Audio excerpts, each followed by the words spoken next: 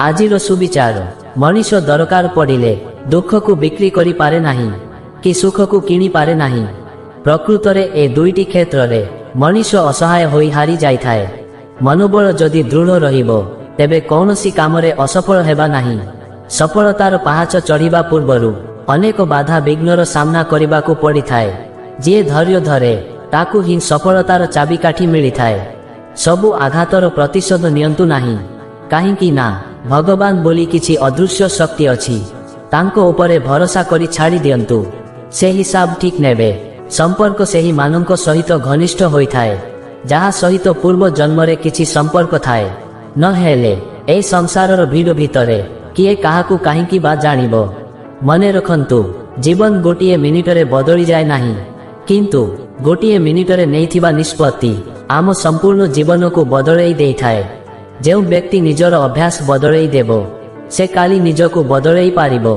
जे निज अभ्यास बदलई पारुनी ता सहित काली भी सेइरा हेबो जहा आजी जाए ता सहित हेई आसुथिला।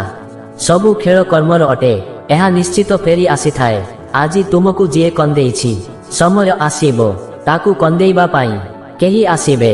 बिना बाधारे कौनसी काम पूरा होई पारिबो नाही।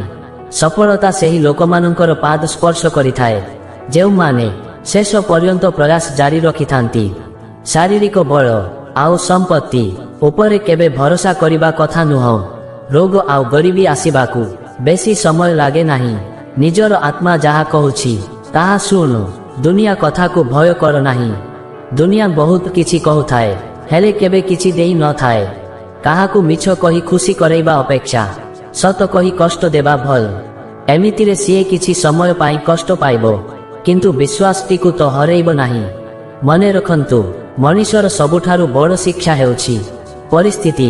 एथिरु मनीष जहा शिक्षा पाए ताकू से केबे भी भूली पारे नाही।